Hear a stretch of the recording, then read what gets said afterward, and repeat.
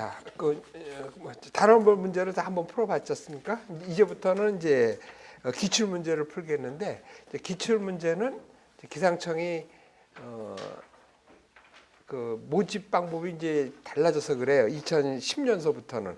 그러니까는 그 전에는 주로 어떻게 뽑았냐면은 기상청에 뭐 저기 기상기술원 양성소라 그래가지고 기상청에서 그 저기 인원을 뽑아서 가리켜 가지고 교육이 다 끝낸 사람, 그 사람들 중에서 이 공채를 해서 뽑는 사람이 줄이었었어요. 그게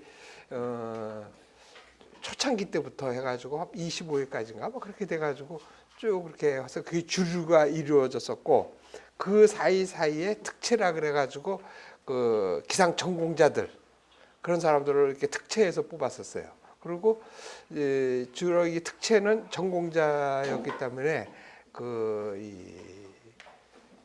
지금은 저기 뭐야 대졸이라고 해서 또 다 저기 뭐야 구급하고 뭐 이러는데, 그 당시까지만 해도 요 전에는, 그러니까 2010년도 전에는 그 특채자들은 그 전공자들을 중심으로 해서 뽑았는데 7급을 줬었어요. 그 대졸자들은. 그래서 대졸자가 아니지. 그러니까 원래 공무원이 대졸은 7급으로 뽑고 고졸은 9급으로 뽑던 것이 뭐라 그러나 정부 수립 때부터 이렇게 쭉 그렇게 정해졌었어요. 그러다가 이제 뭐라 그러나 전공자가 아니면은 대졸자라도 7급을 안 주고 9급을 주고 이런 식으로 쭉 되어오다가 2010년서부터는 이제 그거를 없애버린 거예요. 그래서 전공자라고 해서 특채를 해가지고 7급을 주는 걸 없애고 공채를 해서 다 뽑겠다는 거예요. 그래서 같은 시험 문제 가지고 뭐 전공이건 비전공 나이까지도 불문하고서 뽑는 거예요. 그러고서 그러니까 그 전에 교육을 시킨 다음에 뽑는 게 아니라 미리 뽑은 거죠. 그러니까 바로 뽑은 거예요. 그래가지고 뽑힌 사람들을 뭐 몇 개월 강의를 해가지고 이제 적재적소에 이렇게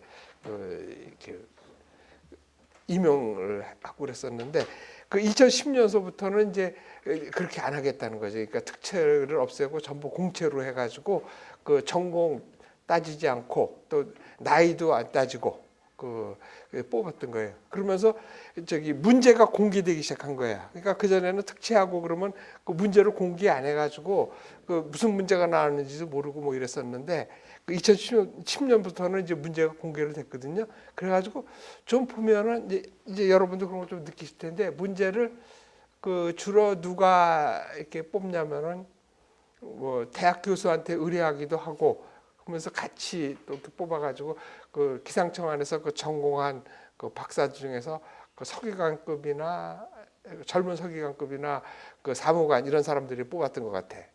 그래가지고 한 3명 정도씩 뽑았겠지. 그래가지고 시험을 보고 그랬는데, 그러다 보니까는 문제가 조금 뭐 답이 막 2개씩 나오는 적도 있고 뭐 그래서 아마 그런 것들을 풀면서 보면 느낄 거예요. 그러니까는 문제가 이렇게 완성되지 않은 문제가 좀 나오는 경향이 좀 있었어. 그래가지고 한 해에는 어떤 해에는 5문제인가가 막 다 정답해주고 막 이래가지고 국정감사에도 문제가 나오기 시작했어.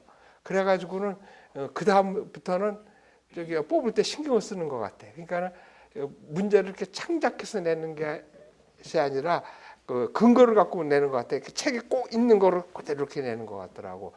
그러다 보니까 오히려 더 문제가 어려워지고, 우리가 전통적으로 생각하고 있는, 그러니까 우리가 여러분들이 어떻게 배웠다고 생각하시면 돼요. 일반 기상학 또는 예보론 이런 데보다는 자꾸 딴 데를 좀 이렇게 쓰시는 것 같아.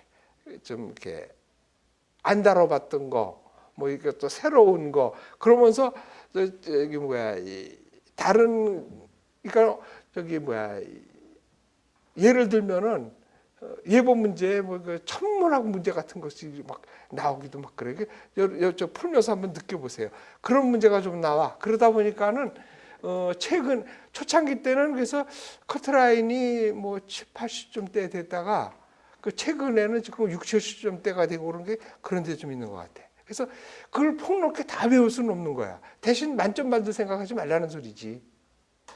그러니까 저기 실제 나온 문제를 한번 풀어보면 여러분에게 느끼게 될 거라고. 그래서 저기 2010년도 문제는 좀 하다가 그 저기 정도가 좀 이렇게 갈수록 좀 저기 뭐라 그러나 깊어지고, 어떻게 보면 깊어진 것도 아니고 그 뭐라 그러나 그 이렇게 폭넓게 내는 거야.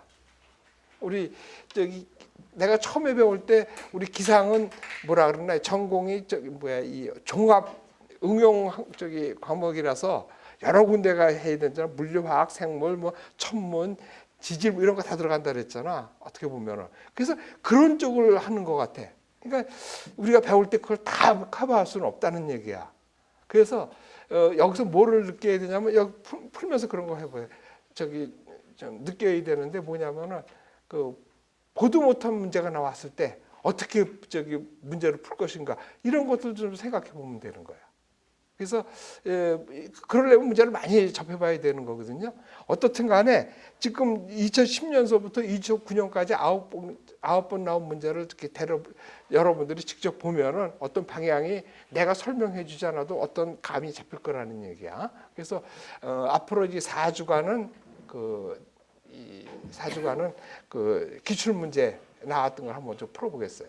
그래서 처음 시작이 2010년도 문제야. 2010년도부터 문제가 공개되면서 공채로 돌아가가지고 특채를 안 하고, 그 특채는 저기 뭐야 그 9급하고 7급에서 특채가 이제 거의 없고, 그 연구사하고 사무관 이런 데서 좀 특채를 시작해요. 그래서 그 특채 시험을 보려면은 최소한 그 전공의 저기 석사 이상이래야 돼. 그래서 그게 특채로 봐서 들어가기 좀 힘들고, 그나마도 그것도 그 연구소를 중심으로 해가지고 연구소에서 몇 년, 연구소 위청연구원이라고 있어. 그 사람들이 위청연구원들은 바로 데려다가 연구 프로젝트 하는 데서 일 시켜 먹으려고 하기 때문에 그 전공자가 아니면 못 들어가. 그것도 저기 석사 이상이래야 된단 말이야. 석사를 대상으로 그 위청연구원을 뽑아가지고 그 사람들이 한 2년 3년 있으면 거기를 중심으로 해가지고 특채를 하는 것 같더라고. 그래서 그 사람들이 주로 연구사는 6급 대우거든. 아니면은 또 저기 뭐 7급도 특채 저기 그걸 갖다가 뭐라 그러나. 그러니까 저기 우리가 7급 특채하면은 학력을 안 따지잖아. 근데 7급 특채를 할 때는 그 전공을 따지고 저기 뭐야 근무 경력 이런 걸 따지면서 해. 그래서 저기 그 일반인들은 그 선택할 수가 없지. 그러니까 일반인들은 그냥 우리가 9급이나 7급 특채 저기 공채로 해야 된다는 뜻이야. 그래서 어떻든 간에 문제를 한번 보면서 여러분들의 감을 잡아보세요. 그래서 2010년도 처음 나왔던 기상학개론을 한번 봅시다. 그래서 1번은 뭐 큰 어려운 문제는 아닌 것 같아요. 이거 적 보면 알겠죠. 그러니까 이 공기가 이렇게 있다고 치면은 여기에 수증기가 들어가면 가벼워지는 거야. 그렇죠? 그래서 그거는 왜 그러냐면은 자 다시 한번 생각해보면 자 이렇게 공기가 이렇게 있다고 치면은 공기가 어떠냐면 여기 같은 조건을 하려고 하는 거야. 그래서 0도씨 1기압을 갖다가 뭐라 한다 그랬어요? 이거를 저기 ATM이라 그래가지고 표준 상태라 그런다 그랬죠. 그 표준 상태에서 22.4리터가 되면은 요거를 갖다가 뭐라 하냐면 이런 기체를 갖다가 1몰이라 그러는 거야. 1몰. 그러니까는 지금은 우리가 1몰에 대해서 화학의 기초 아니야? 그러니까 저기 화학 시간에 우리가 1몰이 뭐냐 그러면은 0도씨 1기압의 부피가 22.4리터를 갖다가 기체 1몰이라 그런다는 얘기야. 이해가 된 거죠? 그러면 1몰이 되면 뭐가 되냐면은 그 안에 들어있는 분자의 개수가 같다는 거야. 개수가. 즉 1몰이라 그러면 여기에 저 뭐라 그러면 그래서 우리가 이게 이해를 어떻게 들었어요? 저기 유치원에 있는 뭐 스쿨버스라 그러나 통학버스라고 생각하면 되죠. 그러니까 그 아무리 유치원생이라 해도 한 자리 한 명씩 있는 거 아니야. 좌석수가 정해져 있다는 거야.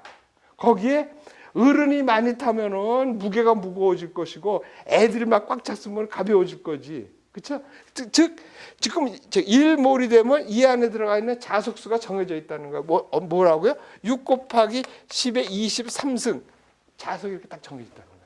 여기에 제일 가벼운 거는 뭐겠어요? 공기 중에서, 기체 중에서 수소라고. 수소가 들어가도 6 곱하기 10의 23승계. 여기에 뭐 무거운 게 들어간다고 치고, 뭐 대표적인 것이 뭐 질소라든지 만약에 산소라 그러면 산소는 원자 번호가 16이니까 32야. 그렇죠? 이 안에 산소로 채워도 6 곱하기 10의 6 곱하기 10의 23승계란 말이야. 그때 무게가 얼마냐 그러면은 1몰의 무게는 그 분자량에다가 그람을 붙이면 된다는 소리야. 그래서 얘가 원자 번호는 16이니까 분자량은 얼마야? 32인데 이거를 전부 산소로 채웠다 그러면 그때 무게가 32g이 된다는 거야.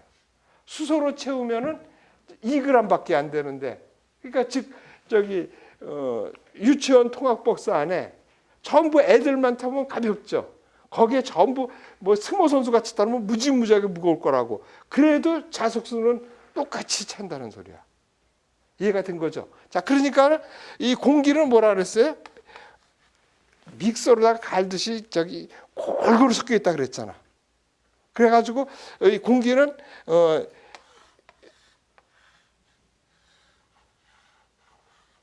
이렇게 따졌을 때 여기 80kg까지 해서는 공기가 골고루 섞여 있다는 소리야. 즉 뭐라 그랬어? 이제 믹서에다가 우리가 뭐 사과하고 뭐 딸기하고 해서 갈아버리면은 어디서나 똑같으잖아. 부피가 물론 저기서는 압력이 높아가지고 천기압이고 여기에는 뭐 백기압이고 그래가지고서는 여기는 밀도가 높고 밀도가 낮지만은 조성비는 일정하다는 거야. 그럼 여기서 또 저거 이상하다 그러지. 왜 그러냐면 여기에는 뭐 대류가 되니까 뭐 그래 공기가 골고루 섞일 수 있어. 근데 여기는 안정해서 안 섞인다고 뭐 우리가 쭉 배웠잖아. 여기가 굉장히 안정하다며. 그래서 우리가 성층권이라고 하고 있잖아. 그렇죠? 그런데 그러면 여기서 섞이지가 않는데 어떻게 공기가 골고루 섞인다 그래요. 자, 이거는 장사 지금 하루 이틀 하는 게 아니지. 이거는 공기가 생기고서 또 몇만 년 동안에 공기가 섞인 거라고. 그러니까 즉 믹서를 갖다가 1분 동안 확 갈아버린 거하고 이거 1분 동안에 갈 거를 1000년 동안 갈았다고 생각해 보세요. 천천히 돌면서 그래도 언젠가는 다 갈려서 골고루 섞일 거 아니야. 그렇게 골고루 섞여 있는 거라고. 그렇죠? 그러니까 여기서 그런 소리 하면 안 된다고. 왜 여기서 안정층이 섞여 있는데 공기가 왜 균질층이라서 골고루 섞여 있어요? 그래? 이게 천천히 다 섞인 거지. 몇만 년 동안에 섞인 거란 말이야. 지금 이 순간에는 여기가 안정하다는 소리지. 그렇죠? 그러면 이제 된 거죠. 그러니까 공기의 특징은 뭐야? 1몰이었을 때 1몰이 뭐야? 0도씨 1기압이었을 때 그때 22.4리터라서 그 공기를 1몰이라고 그러는데 그때 1몰에 그 자석수라 그럴까? 개수가 똑같다는 소리야. 그래서 여기를 가벼운 놈으로 채우느냐 무거운 놈으로 채우느냐에 따라서 무게가 달라지는데 공기는 어떻게 돼 있어? 이런 식으로 해서 골고루 섞여 있다는 소리지. 그래가지고 어떻게 된다 그랬어요? 5분의 4가 질소로 채워진다 그랬잖아. 그 다음에 5분의 1이 산소로 채워져 있다는 소리야.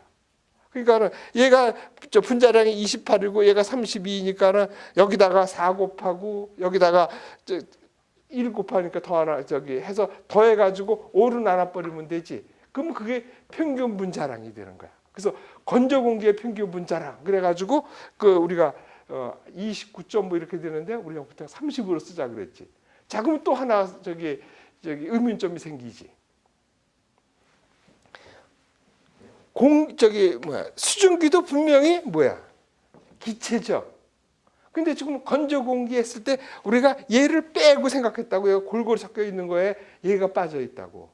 왜 그런다 그랬어요? 얘는 다른 기체들은 얘를 갖다가 액체를 만들려고 그러면은 무지무지하게 압력을 주거나 아니면 온도를 엄청 내려줘야 되는데 물은 어떻게 돼? 수증기는 조금만 온도가 내려가도 액체가 되고 그러면 이 기체 부칙에서 벗어나는 거야.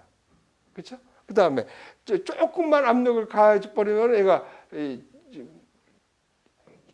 액체가 된다고. 그러니까 얘는 빼고 생각하는 거야. 그래서 공기를 어떻게 된다고? 원래대로 모든 기체가 골고루 섞여 있는데 골고루 안 섞여 있는 요 수증기만을 뺀 거지. 그래서 수증기를 뺀 공기를 뭐라 그래? 건조 공기라 그러는 거지. 그래서 다른 기체들은 양이 정해져 있다는 거야, 공기가. 어떻게 정해져 있어? 5분의 1이 산소, 5분의 4가 질소가 되도록. 근데 수증기는 들쑥날쑥하게 된다는 소리지. 왜? 많이 발생하는 그 바다 수면 위, 이럴 때 수증기가 훨씬 더 많이 들어갔지. 그 다음에 대륙의 가운데, 이럴 때는 거기에는 수증기가 별로 없지. 그렇죠? 그렇게 보는 거란 말이야. 그래서 이 수증기를 제외한 나머지는 골고루 섞여 있다고 봤다고. 그래가지고 그 평균 분자량이 요 무게가 30g쯤 되는 거야. 근데 여기에 수증기가 자꾸 들어가? 그러면 여기가 수증기가 들어가면은 다른 공기는 빠져나와야 되지. 확률적으로 얘는 18g 아니야. 얘가 2고 얘가 16이니까 18g이지.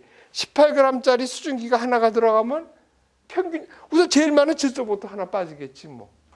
그다음 얘가 한 5개쯤 들어가면 질소 4개 빠지고 산소 하나 빠지고 뭐 이런 식이겠지. 즉 수증기가 들어가면 건조 공기가 빠져나와야 돼. 18g짜리가 들어가면 30g이 빠진다는 소리야. 그러니까 공기는 어떻게 돼? 수증기가 들어가면 들어갈수록 가벼워지는 거지. 자, 그럼 또 한번 이렇게 생각하면 되지. 자, 우리가 지금 비가 오는 걸 좀 따지는 거 아니야? 비가 올라가면 어떻게 된다 그랬어? 공기가 상승해야 된다 그랬잖아. 그러면 어떻게 되겠어? 건조한 공기가 상승해서 비가 오겠어? 수증기가 많은 게 올라가서. 수증기가 들어가는 거고, 그렇죠? 수증기가 가벼워서 빨리 올라가고, 또 올라가다 보면 얘가 또 포화가 되면 그때는 얘는 건조 공기가 아니고 수분 공기가 되고 이러는 거 아니야.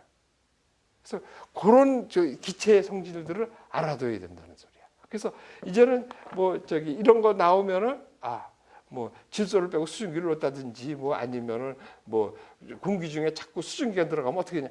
가볍다는 거 알면서 이제 다음부터는 뽑아내면 돼. 여기서 오래 생각하면은 우리가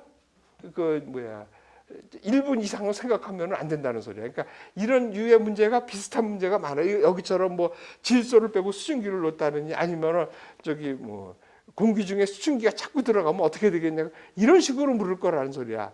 똑같이 묻는 거거든. 그럼 이럴 때는 무조건 가벼운 걸 뽑는다. 그래서 답을 탁 찍어내야 된다는 소리야. 너무 생각하면 안 되고 그런 식으로 해서 첫 번째 문제가 그거야. 그래서 여기서는 여하간 질소는 28짜리가 빠지고 수증기가 16짜리가 들어갔다는 거야. 18이지. 18짜리가 들어갔다는 소리야. 그러니까 가벼워진 거야. 그래서 1번은 가벼워진다 하면 되고. 자, 2번은 뭐냐면은 태양의 온도가 6000도 K고 지구는 조금 좀 많이 잡았네. 그냥 300도 K라고 잡은 거야. 그렇지? 그러면은 온도가 높으면은 어떻게 된다 그랬어요? 방출하는 양이 많은 거고 에너지가 많고, 온도가 낮은 거는 방출하는 양이 적은 거지. 그렇죠? 그러니까 이거는 프랭크 법칙이야. 그런데 이렇게 온도가 높은 거에서는 파장이 짧고 온도가 낮은 데서 파장이 길다는 거 정성적으로 설명한 것이 프랭크 법칙이고, 그때 그러니까 3000도 K일 때 파장이 짧다 그러니까 얘는 무슨 소리냐면 파장이 지금 짧다 그래가지고 짧은 쪽에 이렇게 있는데 얘가 이렇게 돼서 이렇게 됐다는 소리인데, 무지무지하게 짧은 속도 무진데 긴 데까지 다 있다는 소리야. 그런데 이 짧은 파장, 요 맥시멈으로 많이 나오는 파장이 작은 파장에 있다는 소리고, 지구는 온도가 낮으니까는 나오는 양이 적겠지. 근데 나오는 양이 작으니까 아마 이렇게 됐다고 치면 되겠지. 나오는 양이 적은데 이건 조금 더 이쪽으로 가야 되겠다. 이렇게 된다고 쳐야겠지. 그러면 이렇게 돼가지고 여기가 12 마이크론 좀 이렇게 0.5 마이크론, 12 마이크론 이렇게 된다는 소리야.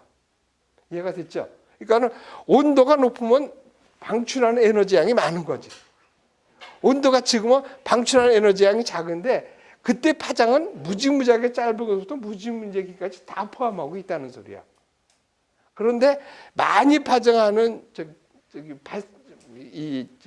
방출하는 그 파장대가 요게 값이 얘가 온도가 높으면 파장이 짧은 쪽에 있고 온도가 낮으면 긴 쪽에 있다는 소리야. 그렇죠? 그래가지고 요거를 그러면 재보자 하는 것이 빈의 변이 법칙이라는 거지. 그래서 어떻게 구한다고?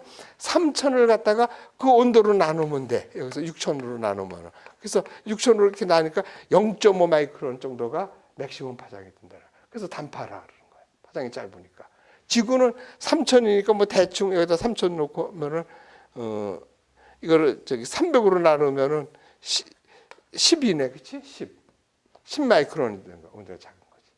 자, 그런데 그러면 이 나오는 양이 얼마큼 되겠느냐? 이걸 알고 싶은 거지. 온도가 높으면 방출하는 양이 많다며. 근데 그 양이 얼마큼쯤 될 거냐? 그래서 지금 뭐냐면 지금 이렇게 해서 이렇게 됐다고 치고 우선 태양 하나만 생각해 봅시다. 그럼 여기가 이렇게 해서 여기가 0.5 마이크론 이렇게 된다는 소리지. 그리고 지금 에너지가 지금 이만큼 면적이지. 그 면적을 구하려면 어떻게 돼? 적분하면 되는 거지. 그래서 적분하려면 이걸 무지무지하게 짧게 잘라가지고 그러니까 요 델타 파장이겠지. 델타 람다 곱하기 요 높이. 그래가지고 다 도와버리면은 면적이 나오는 거지. 그렇죠? 그래서 봤더니 어떻게 된다고? 그 에너지는 비례하는데 비례하기를 온도 4승에 비례한다는 소리지. 그래가지고 얘를 항등식으로 만들려니까 이렇게 된 거야. 그래서 이거를 스테판 볼츠만의 상수라 그러지. 그래서 온도 4승에 비례한다는 소리야. 그런데 여기서 그 양이 얼마라고 물어봤지? 그러니까는 지금 온도 4승에 비례한다 그랬었으니까 얘가 이렇게 되면 몇 배예요? 20배잖아. 그러면 20의 4승이 되는 거지. 20의 4승이면 20 곱하기 20 하면은 되고, 그 다음에 20 곱하기 20 하면 되겠네. 2는 4에서 400이 되겠고, 여기도 400이 되겠고, 그러면 4, 4, 16에 하나, 둘, 셋, 넷 하면 되겠네. 단시, 100, 1000만, 10만, 16만 배 차이가 나는 거야. 그러니까 온도가 20배 차이가 나면은 이 면적은 16만 배 차이가 난다는 소리야. 그럼 이렇게 되면 여기 이렇게 돼가지고 여기 이 면적의 비가 16만 배 차이가 나는 소리지. 그래서 다시 한번 이제 마지막으로 정리를 다시 정리를 해보면은 복사에서 나오는 물리법칙은 네 가지를 해야 된다 그랬지. 첫 번째가 키르호프의 법칙이야. 키르호프의 법칙은 뭐라고? 들어온 것만큼 나가야 된다는 소리야. 그러면 즉 바꿔 말하면은 어떤 물체가 복사 방출을 하고 있어. 그건 무슨 소리야? 들어온 게 있으니까 나가는 거지. 그렇죠? 그러니까 반쪽에 다시 뒤집어서 말하면은 온도를 가진 모든 물체는 복사 방출하는. 온도를 가졌다는 것은 뭐야? 지가 어디선가 받았으니까 된 거 아니야. 받아가지고 온도를 갖고 있잖아, 그렇지? 그 온도를 갖고 있으면 들어온 것만큼 내보내야 된다고. 그러니까 바꿔 말하면 뭐야? 온도를 가진 모든 물체는 복사 방출을 하는 거야. 근데 걔가 온도가 높으면은 파장이 짧은 쪽으로 가면서 많은 양을 방출할 것이고, 온도가 낮으면은 이 복사 방출하는 양이 작으면서 파장이 긴 쪽에 간다는 것이 일반적인 복사 법칙이라는 뜻이지.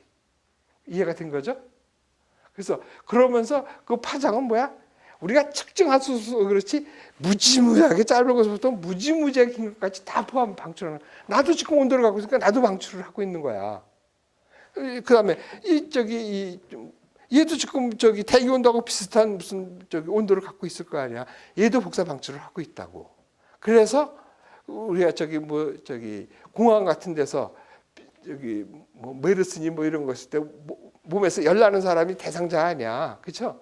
그래서 그렇다고 해서 비행기에서 내리는 사람을 일일이 체온계 꽂고 그러면 승객들이 가만히 있겠어요? 반발하지. 시간 많이 걸린다 막 이러니까. 그래서 일일이 온도계를 잴 수가 없다고. 그러니까 어떻게 적외선 카메라를 쓱 갖다 들이대면은 내가 복사 방출을 하잖아. 그러면 그때 파장의 그를 봐가지고 색깔로 표시해 주는 거야. 그래서 주로 우리가 붉은색이면은 높은 온도라고 생각하고, 붉은색이 이렇게 나타나고, 온도가 낮으면 파란색으로 이렇게 표시하게끔 만들어 놓은 거지. 그래서 보기가 쉽잖아. 그래서 비행기에서 내리는 사람을 거기다 쭉 데리고 봐가지고 빨간색 많이 나오는 사람도 불러서 그것도 선전에도 많이 나오지. 뭐 원적외선 해가지고 뭐 운동하니까 뭐 체온이 높아졌다는 거 증명해주고 하는 것들이 다 이런 원리라는 소리야. 즉 모든 온도를 가진 모든 물체는 복사 방출을 하는데 온도가 높으면 많이 방출하고 온도가 낮으면 조금 방출하는데 온도가 높으면은 파장이 짧은 쪽에가 맥시멈 파장이 짧은 쪽에 있고 온도가 낮으면은 파장이 긴 쪽에 있거든. 그러니까 맥시멈 파장을 갖다가 딱 측정하면 온도가 나온다는 뜻이야. 그러니까는 저기 지금 용광로 몇 도가 되는지 그거 온도계 집어넣어봐야 다 녹지, 그렇죠? 그렇다고 손가락 집어넣을 수 없잖아. 그러니까 용광로가 방출하는 파장을 맥시멈 파장을 딱 재가지고 온도가 몇 도 이렇게 되는 거야. 초창기 때는 이게 엄청 비쌌지만 요즘은 그런 장비 만들어가 간단하잖아. 그래서 뭐 조그맣게 디지털 온도계 그래가지고 뭐 싼 값에 얼마든지 온도 구할 수가 있어. 그 디지털 온도계 원리고 또 물론 뭐 좋은 거는 비싸고 뭐 이렇겠지만 실용적으로 쓰는 거 그렇게 비싸지도 않아. 그래서 그렇게 되면 돼. 그래서 키로의 필요 없지. 이게 뭐라고? 그러니까 말로는 뭐 들어온 것만큼 나가야 되는데 그거 다 무시하고 여기서는 뭐야? 온도를 가든 모든 물체는 복사 방출한다 이 얘기야.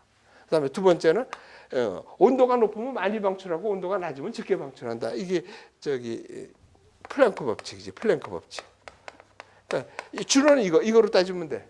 그 전에 이거 갖고 또 요 세 번째 이거 그 파장을 재겠다는 비례 법칙이 비례 변이 법칙, 비례 변이 법칙. 이거 2라고 쓰는 책이 나오는데 틀린 말이야. 변위야. 이거는 온도를 재겠다는 뜻인데 여기서는 저기 정성적으로 아는 거야. 그 값이 정확한 값이 파장이 얼마냐는 알 수 없다는 거야. 프랭크 법칙에서는. 그러니까 그 값을 구하겠다 그런 것은 비례 변이 법칙으로 해야 된다는 뜻이야. 이해가 되죠? 그래서 이 문제가 이렇게 좀 이렇게 섞여서 나오고 옛날에 묻는 방식하고 지금에 묻는 방식이 조금 다르다. 그래서 보면은 요즘 문제 되면 이 둘을 쓸 때 같이 안 쓴다는 소리. 하나를 꼭 빼주니까는 고르기가 쉬워. 그래서 옛날 문제에서는 주로 이거를 썼고 요즘 문제를 이렇게 쓰는 거야. 여기서도 기상청 문제도 그 나온 적이 있어. 그때 가서 다시 한 번 더 짚어보면 돼. 자, 약간 이거야. 그러니까는 이거는 킬로펠 법칙은 뭐라고? 온도를 가진 모든 물체는 복사 방출을 한다. 그 다음에 프랭크 법칙은 그래서 온도가 높으면 많이 방출하고 온도가 낮으면 적게 방출한다. 그러면 그때 맥시멈 파장이 얼마냐를 구하고 싶다. 그럼 비례 변이 법칙. 그 다음에 그 방출하는 양을 알고 싶다. 그거는 뭐야? 이 프랭크 곡선, 이거 프랭크 곡선이라 하거든. 그러니까 온도가 높으면 이만큼 나고 온도가 낮으면 이렇게 나왔다 그랬잖아. 이걸 프랭크 곡선이라 그래. 이 프랭크 곡선을 전 파장에 대해서 적분한 값이야. 그랬더니 그래서 그 값은 뭐야? 그래서 그 값 에너지는 이 면적은 뭐에 비례한다고? T의 4승에 비례한다고. 그래서 시그마 T의 4승이라고. 그러니까 이것만 하면 돼. 그래서 여기서는 쉽게 우리가 골라낼 수 있어. 그래서 여기서는 이걸 이용해 가지고 온도 4승에 비례한다니까 얘가 20배라 그랬으니까는 20의 4승에서 저기 16만 배? 16만 배가 나온 거야. 그래서 이렇게 된 거죠. 자, 그다음에는 이 3번 문제를 풀겠는데 이 3번 문제도 이 초창기고 막 그래서 이렇게 넘어갔는데 이 몰라서가 아니라 이 말의 뜻을 몰라가지고 좀 답을 못 풀었을 것 같아. 뭐냐면 뭐 온실효과 나오고 이산화탄소 나오고 뭐 지구의 복사 파장 때는 뭐 이래가지고 그래서 그러면서도 이렇게 눈치 있는 사람은 이렇게 봐가지고 이것이 그냥 대기창을 구하는구나. 그러면서 답을 일본을 골랐으면 쉬운데 이게 무슨 소리냐면은. 자, 지구가 이렇게 있어. 지구가 이렇게 해서 지구도 온도를 갖고 있다고. 그래서 아까 여기 말했던 뭐 250K건 뭐 300K건 뭐 이래 가지고 여기서 복사 방출을 한다고. 어떻게 방출한다고? 무지무지하게 짧은 것부터 무지무지하게 긴 거가 있는데 요 10마이크로쯤 되는 10에서 뭐 한 12마이크로쯤 되는 데가 여기 맥시멈 파장이 되게끔 방출을 하고 있다는 소리야. 지구가. 그렇죠? 그래서 지구에서 이게 아무것도 없이 이게 진공이라 그러면은 여기서 얘가 만약에 위성이라고 이렇게 합시다. 위성이라고 하면은 이게 진공이라 그러면 이게 다 관측이 된다는 소리야. 무지무지하게 짧은 것부터 무지무지하게 긴 것까지가 다 관측이 되면서 10에서 12가 제일 맥시멈이 되게끔 이렇게 관측이 됐을 거야. 근데 지구는 얼음도 없지. 이렇게 쓰면 우리가 못 사는 거지. 지구 대기가 있잖아. 이렇게 지구 대기가. 그럼 지구 대기 중에 기체가 잔뜩 있잖아. 이 기체들이 여기서 나오는 거를 흡수하는 거야. 이해가 했어요? 그러니까 얘가 있으면 즉 어떻게 보면 얘네들이 이걸 갈아막는다고 보면 되는 거지. 우리가 그건 조금 이따 설명하고, 여간 이 안에 산소 뭐 이런 것들이 질소 이런 것들이 있으면은 여기는 이만큼 이렇게 갉아먹는 거야. 못 들어오게. 그리고 또 뭐 여기가 지금 수증기 같은 거겠지. 뭐 이렇게 뭐 오존 같은 거 이쪽도 뭐 갉아먹고 막 그러는데 요 부분만은 이 기체들이 안 흡수를 한다는 소리야. 그래서 이게 무슨 소리냐면 여기서 말을 조심해야 돼. 어떤 말이 여기서 나왔냐면 그래서 지금 여기가 수증기도 있고 산소도 있고 막 있잖아. 얘네들이 여기서부터 여기서 나오는 이 파장대를 전부 흡수하는 것이 아니라 자기가 좋아하는 파장대만 흡수한다는 뜻이야. 그래서 이걸 갖다가 모든 기체는 선택 흡수하는 거야. 선택 흡수. 자기가 좋아하는 파장대. 그래서 대표적인 게 뭐야? 수증기. 수증기는 6.7 마이크로미터 요것만 흡수하는 거야. 그래가지고 이만큼 확 흡수해 버리는 거지. 근데 만약 이 대기에 수증기가 없다 그러면 이렇게 올라오는 거지. 이해가 됐어요? 근데 수증기가 많아 이 대기에. 그럼 여기 쭉 빠지는 거지. 안 올라오는 거지. 그런데 10에서 12는 이 근처 때는 그 기체들이 흡수하지를 않아. 그래서 여기는 투명하다 그러지. 그래서 여기서 10에서 12는 쭉 빠져가지고 위성에서 아무 이상 없이 받아들이겠다는 이런 소리야. 그래서 이걸 갖다가 뭐라 그래? 대기의 창이라 그런다는 거지. 그래서 마치 우리가 여기 있는 애들을 이렇게 가려가지고 여기서 내가 이렇게 쭉 보면은 벽에 막혀서 되는데 창문이 있는 데는 딱 뚫려가지고 잘 된다는 뜻이야. 그래서 대기의 창이라는 거야. 그래서 이거는 이제 우리가 뭐 지구 대기에서 그 파장별로 보는 건데 가시광선이나 저거 되는데 전파도 그런 식이 있어. 전파도 뭐 다른 기체들 뭐 이런 데를 흡수하는데 그것만 흡수 안 해서 그런 것들은 뭐 전파의 창이라고도 이런 것도 있어. 우리가 기상에서는 안 쓰는 말이지만 같은 뜻이야. 그래서 뭐냐면은 이 기체들이 그 흡수를 하는데 여기서 지구가 방출하는 지구가 온도를 가졌으니까 방출을 하잖아. 그래서 어떻게 돼? 무지무지하게 짧은 것으로 무지무지하게 긴 것까지 다 여기서 지금 방출하고 있다고. 그런데 이 기체들이 그걸 흡수를 하는데 자기가 좋아하는 파장대만 흡수한다는 거야. 그래서 우리가 알기 쉬운 거, 그 수증기라고 하면 6.7 마이크로 파장대 것만 고객보만 흡수하는 거야. 그러니까 그래서 바꿔서 반대로 말하면 여기서 위성에서 이렇게 봤을 때 여기에 좀 수증기가 가득 껴 있다 그러면 이쪽이 6.7이 확 안 들어온다는 소리야. 그래서 이렇게 해서 관측이 된다는 소리지. 근데 여기가 수증기가 없어. 그러니까 수증기는 있다 없다 할 수 있다 그랬잖아. 여기가 마침 수증기가 없는 데라면 이렇게 해서 올라온다는 소리지. 그래서 다시 한번 생각해 봅시다. 그래서 지금 지구 대기가 이렇게 있는데 여기가 지금 수증기가 많고 여기는 수증기가 많고 여기는 수증기가 없는 지역이라 그러면은 여기서 올라오는 거하고 여기서 이렇게 보면은 그걸 이렇게 해서 어느 지역을 보면 이렇게 보면은 여기가 지금 수증기에 의해서 안 올라온 거지. 여기는 수증기에서 수증기가 없어서 많이 올라오고 그 차이를 봐가지고 여기 수증기가 많구나 이렇게 보는 것이 수증기 영상의 판단법이야. 그래가지고 수증기 영상은 이 대기 하층은 잘 안 되고 중상층에 구름이 없어도 대기 중에 수증기가 얼마큼 있는지를 보는 지표가 된다고 한 것이 위성에서 수증기 영상을 보는 방법이라. 그래서 그렇게 하면 되고. 그래서 여기서 지금 이 얘기야. 온실효과의 이산화탄소가 지금 여기 온실효과는 뭐냐면 여기서 이산화탄소가 이렇게 만약에 이렇게 있다고 이렇게 몰려 있겠지는 않겠지만은 있다고 치면은 지금 여기서 지구가 이렇게 복사 박수를 하면은 이 이산화탄소가 이 저기 지구가 방출하는 거를 흡수하는 거야. 그러니까 여기서 안 배는 거지, 그렇죠? 물론 다는 아니고 뭐 좀 많이 흡수를 한다는 뜻이야.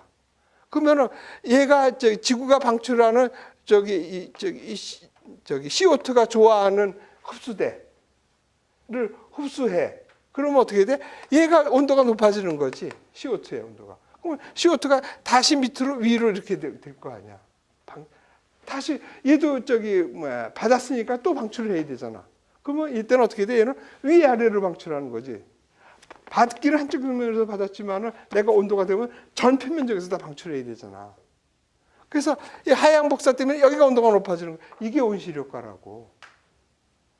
근데 얘가 지금 이 영향을 주지 못하는 거, 얘가 지금 CO2니까 무슨 파장대겠지. 그렇지만은 이 여기서 나오는 파장 중에서 10에서 12 정도는 그냥 뚫고 올라가서 영향을 못 줬다는 소리지. 그러니까 이 문제는 지금 뭐야?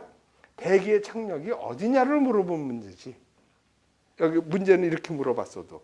그래서 대기창은 8에서 12 정도라 해서 1번을 답을 찾아야 된다는 소리야.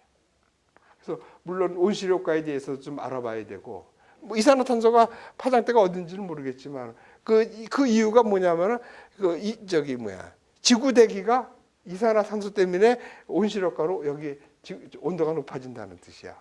자, 그러면은 얘가 지금 이산화탄소 CO2도 얘는 어떻게 돼? 이거는 균질대기 안에 항상 양이 똑같은 양이지. 그래서 얘가 또 지구에서 되게 골고루 섞여 있으니까는 이렇게 해서 더워져 봐야 어디나 다 똑같이 더워지고 있는 거지. CO2라면은. 그런데 문제는 뭐가 생겼냐면은 이 CO2의 양이 산업화되고서부터 우리가 석탄을 안 뗐으면은 원시대기는 아니고, 그러니까 뭐 300년 전이나 400년 전의 대기나 지금 대기나 CO2 양은 똑같았을 거야.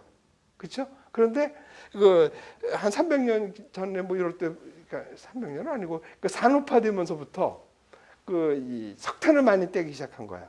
그래서 대기 중에 CO2가 늘었다는 소리야. 그래서 그러면 이 전하고 이때하고 보면은 얘가 많으니까 그때는 CO2가 뭐 적었으니까는 지구 온실 효과가 이만큼 있는데 지금이 커졌다는 뜻이지. 그래서 얘가 지구 온난화가 된다는 소리지. 그래서 다른 것도 물론 많아.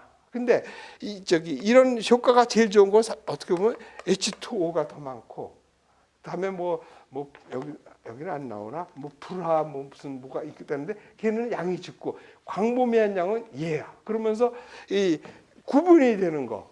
그러니까 지금 온난화가 된다는 것은 그 전보다 지금 온도가 높아졌다는 뜻 아니야. 그거는 CO2가 증가해서 된 거지. 근데 효과는 이게 좋은 거지. 그래서 이거 온실 효과를 설명할 때는 어떻게 생각해? 낮에 있고 여기 구름이 이렇게 있으면은 이 구름이 해서 이렇게 내보내 가지고 이거 H2O지.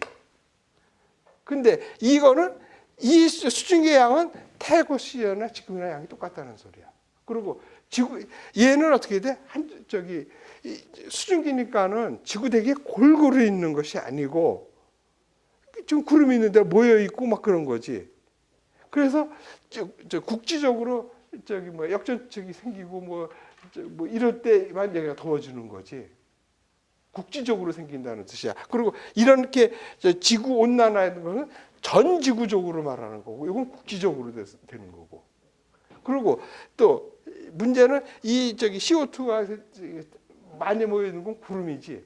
근데 구름은 지구 대기에 항상 50%는 어느 지역이든지 있는 거야. 그러니까는 이렇게 해서 그 수증기 때문에 지구 온도가 올라가? 아니지. 그렇죠? 우선 H2O 양은 옛날이라 지금이라 큰 차이가 없다는 소리야. 그리고 물론 얘가 국지적으로 이렇게 해서 온도가 높아지는 건 사실인데 이건 국지적인 거야. 그런데 그나마도 지구가 이렇게 있으면은 항상 지구의 50%는 구름으로 가려져 있어. 그게 이쪽이냐 저쪽이냐고 차이지. 그러니까 어디서나 50%가 구름이니까 이 효과는 어디서나, 그러니까 지구 전체가 올라가는 효과는 아니라는 뜻이지. 그러니까 H2O하고 CO2하고는 CO2하고 H2O하고는 얘는 다 온실가스지. 그리고 온실가스 중에서 효과가 얘가 사실은 더 크지. 근데 지구온난화에 기여하는 거는 얘가 아니라는 거지. 지구온난화에 기여하는 거는 얘라는 거지. 양은 적지만은. 왜 그래? 석탄 떼기 전하고 지금하고 지구 대기가 달라졌다는 뜻이야. 그래서 이걸 확실하게 해야 돼. 효과는 어느 게 좋다고? 얘가 제일 좋은 거야, H2O. 그러면서도 H2O를 갖다가 우리가 온실가스라고 해. 그렇지만 지구온난화에 기여하느냐 안 하느냐는 안 한다는 뜻이야. 지구온난화에 기여하는 것은 CO2라는 뜻이야. 그러니까 이거를 확실히 명확하게 해야 돼. 이렇게 묻는 것이 여러 번 나오고 최근에도 나온 적도 있었단 말이야. 그렇죠? 그러니까 확실하게 알아둬야 돼. 자, 그 다음에 이거 한 문제만 더 하고, 아니다. 시간적으로 봐서, 뭐, 처음이니까 조금 더 많이, 좀 자세히 나가고. 자, 산란은 뭐가 있어? 저기, 네일리 산란이 있고 미산란이 있다 그랬잖아. 그치? 그러니까 산란은 네일리가 있고 미산란이 있고. 그래서 얘를 이해하기 쉬운 방법은 얘를 네이다를 생각하는 것이 제일 쉽다 그랬지. 왜? 빗방울이 지 아무리 커봐도 네이다에서 쓰는 파장대는 얼마야? 센티미터 파지. 나온 김에 한번 합시다. S는 10cm고 C는 5cm고 X 3cm고 K 1cm란 말이야. 그렇지? K 1cm라 그래도 빗방울은 작잖아. 0.2mm, 2mm 뭐 이렇게 돼서 작잖아. 2mm. 그러니까는 얘가 파장이 이렇게 길고 이렇게 나오는 거. 이런 것들은 네일리 산란이라고. 근데 미산란은 어떻게 돼? 얘가 막 커졌다고 생각해도 좋고 해서 크기가 비슷했을 때 미산란이 되는 거야. 그러면 얘보다도 더 커졌다. 그러면 이렇게 그때는 이렇게 해서 이렇게 해서 나오는 반사지. 그러니까 이거는 산란이 아니라는 뜻이야. 파장이 파장보다 얘가 훨씬 더 크면은 아니야. 그러니까 미산란은 뭐야? 어떻게 돼? 파장하고 매질하고 이게 직경이 비슷해야 된다니까는, 즉 바꿔 말하면은 얘는 미산란은 얘의 파장에 무관하다고 얘기할 수가 있지. 왜? 같은 거니까. 그렇지. 그러고서 얘는 어떻게 돼? 파장이 짧을수록 산란이 잘 되는 거지. 파장이 직경의 4승에 반비례한다 그랬잖아. 그래서 작을수록 잘 돼. 4승배로다가 잘 되는 거야. 그래서 그런 것만 가지고 하면 돼. 그래서 미산란이 되려 그러면은 얘가 지금 대기 중에서 날라 그러면 얘가 지금 얘 가시광선이라면 0.5 마이크론 이렇게 정해진 거야. 그런데 이 기체 이런 건 얘보다 어마어마하게 작지. 그렇잖아. 0.5보다 어마어마하게 작잖아. 기체의 직경은. 그러니까는 네일리 산란이 되는데 미산란이 되려면 그 기체에 에어로졸이 뭉쳐가지고 이렇게 뭉쳐져야지만은 파장하고 비슷해진다는 소리지. 그러니까 그렇게 뭉쳐지려면 뭐야? 그게 공해물질일 수밖에 없다는 소리지. 그래서 미산란이 돼가면은 뭐 공기가 뿌옇게 보인다고 그러거든요. 그러면 그거는 공해물질이 있다는 소리라는 얘기야. 그래서 네일리 산란하고 미산란하고 그거를 좀 구별을 해주면 되겠어. 자, 그래서 산란을 보면 하늘이 푸른색을 띈 거, 이거는 네일리 산란이지. 그렇죠? 그 다음에 저녁놀이 불구스름하다. 이거는 이 네일리 산란인데 패스가 길어서 붉은색이 되는 거죠. 그래서 산란이야. 근데 소나기가 오면 날이 어두워진다. 이건 햇빛을 가려서, 구름이 햇빛을 가려서 어두워진 거지 산란하고 관계없지. 대기 오염이 심한 하늘이 뿌옇다. 이건 미산란 얘기라는 소리야. 그래서 이렇게 굴러면 돼. 자, 그다음에 5번 문제는 이게 문제가 좀 있는 문제고, 여기서는 문제가 없이 넘어갔는데 요 문제를 말로 설명 안 하는 것이 감정 기사 1회 때 나왔던 문제인데 채점이 잘못된 거야. 내가 그래서 알고 있으니까는 그 얘기를 다음 시간에 좀 쉬었다가 합시다. 5번 문제는 조금 쉬었다가 봅시다.